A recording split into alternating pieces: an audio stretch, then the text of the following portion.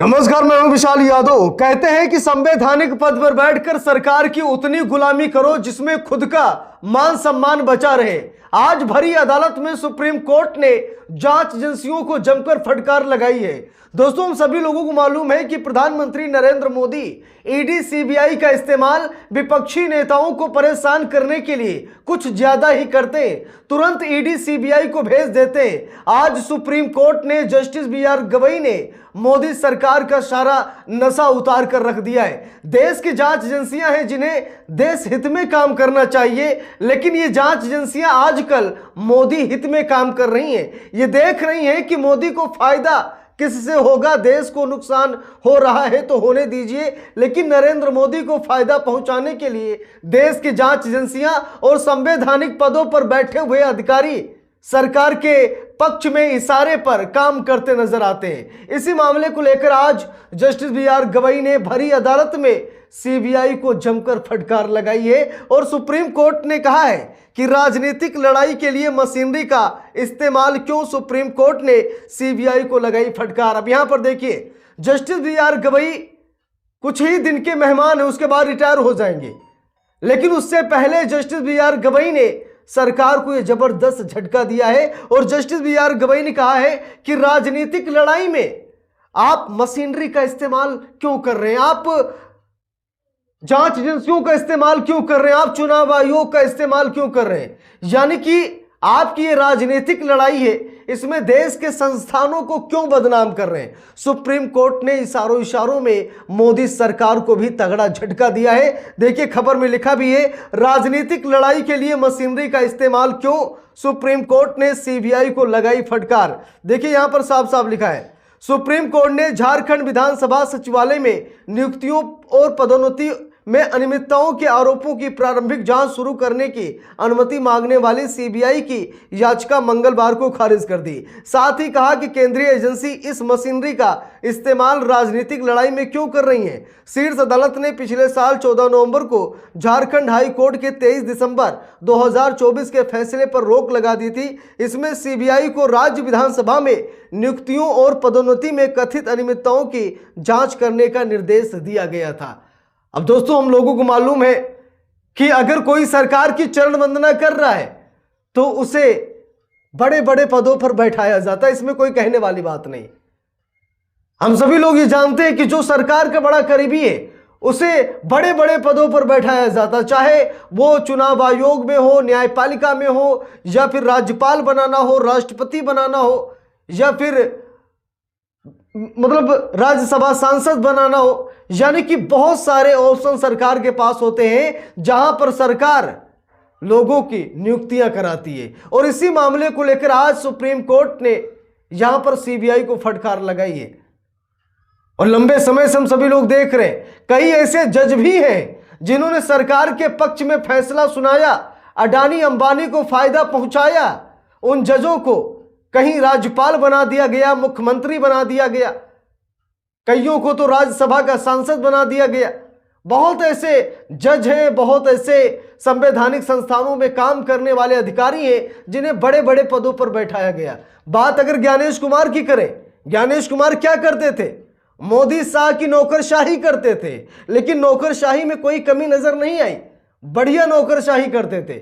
इसीलिए मोदी शाह ने मिलकर ज्ञानेश कुमार को मुख्य चुनाव आयुक्त बना दिया और आज ज्ञानेश कुमार वफादारी कर रहे हैं मोदी की, और कई राज्यों में जो चुनाव होने वाले या हो चुके हैं उसमें मोदी को जीत दिलाने का काम कर रहे हैं।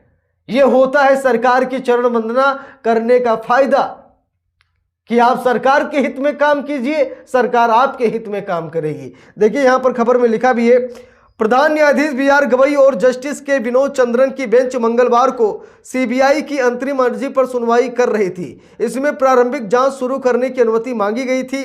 सीजीआई ने जांच एजेंसी की याचिका खारिज करते हुए कहा कि आप अपनी राजनीतिक लड़ाई के लिए मशीनरी का इस्तेमाल क्यों करते हैं। हमने आपको कई बार बताया है कि झारखंड विधानसभा सचिवालय की ओर से वरिष्ठ अधिवक्ता कपिल सिब्बल ने कहा कि यह चौंकाने वाली बात है कि जब मामले सामने आते हैं तो सीबीआई पहले ही अदालत में पेश हो जाती है। अब जरा यहां पर देखिए, कपिल सिब्बल साहब ने क्या कहा कि जब भी ईडी, सीबीआई, ये लोग फंसते ना सबसे पहले अदालत की तरफ आ जाते हैं, ताकि प्रथम दृष्टया ऐसा लगे कि भाई हमारी कोई गलती नहीं है। ये पहले ही सुप्रीम कोर्ट पहुंच जाते हैं अपना नंबर लगाने के लिए कि हम पीड़ित हैं, इसीलिए हम यहां पर आए हैं। देखिए लिखा है, क्या तर्क दिया गया ये भी हम सभी लोग यहां पर देख लेते हैं, क्योंकि जस्टिस बी.आर. गवई की अगुवाई में सब कुछ हो रहा है। तो क्या तर्क दिया गया यहां पर देखिए लिखा है, सीबीआई की ओर से पेश अतिरिक्त सॉलिसिटर जनरल एस.बी. राजू ने कहा कि इस मामले में ऐसा नहीं है। सिब्बल ने तर्क दिया कि केवल यही नहीं, पश्चिम बंगाल में भी कई मामलों में माननीय न्यायाधीशों ने देखा है कि विधि अधिनियम की स्पष्ट है और जब कोई अपराध होता है तो सीबीआई सामने आती है। इससे पहले जस्टिस गवई की अध्यक्षता वाली बेंच ने हाई कोर्ट के उस फैसले पर रोक लगा दी थी जिसमें सीबीआई की नियुक्तियों और पदोन्नति में कथित अनियमितताओं की जांच करने का निर्देश दिया गया था। तो दोस्तों बात यह है कि सीबीआई बुरी तरीके से सुप्रीम कोर्ट में घिर गई, चाहे मामला स्थानांतरण का हो, पदोन्नति का हो या चयन प्रक्रिया का हो। इसमें सरकार बहुत बड़ा खेला खेलती है, ठीक है। इन्हीं अनियमितताओं को दूर करने के लिए सीबीआई को कहा गया था, लेकिन सीबीआई ने क्या किया, वो मामला सुप्रीम कोर्ट में चला गया और सुप्रीम कोर्ट ने फटकार भी लगाई कि राजनीतिक फायदे के लिए आप मशीनरी का इस्तेमाल नहीं कर सकते। आप गैर कानूनी कृत्य को कानून के दायरे में रहकर उसे कानूनी नहीं बना सकते। यानी कि यहां पर सीबीआई को जमकर फटकार लगाई गई है और जस्टिस बी.आर. गवई इसीलिए जाने जाते हैं।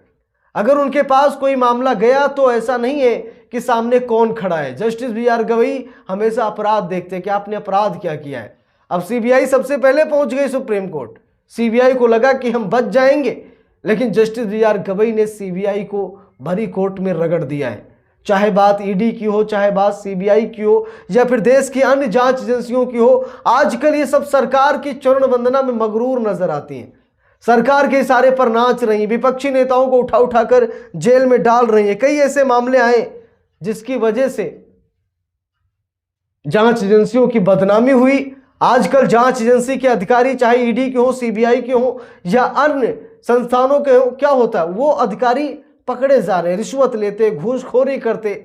ऐसा इसीलिए हुआ क्योंकि मोदी सरकार ने उनको वो ताकत दी जिसकी वजह से आज वो जांच कम बल्कि अपनी जेब ज्यादा गर्म करते हैं। और कई मामले सामने आ रहे हैं, कहीं ईडी अधिकारी को सीबीआई पकड़ रही है, कहीं सीबीआई अधिकारी को ईडी पकड़ रही है। यानी कि पूरी तरीके से देश की जांच एजेंसियों की धज्जियां उड़ रही हैं। वो जांच एजेंसियां जिनकी रिपोर्ट पर देश नहीं बल्कि विदेश भी विश्वास करता है। लेकिन अगर ऐसे ही अदालत में जांच एजेंसियों को फटकार लगती रहेगी तो भैया कौन जांच एजेंसियों पर विश्वास करेगा। तो इस पूरे मामले पर आप लोगों की क्या राय है कमेंट करके जरूर बताइएगा। वीडियो को लाइक शेयर, अगर चैनल पर नए हैं सब्सक्राइब करके सपोर्ट कीजिएगा। मिलते हैं दूसरी वीडियो में, तब तक के लिए बहुत बहुत धन्यवाद।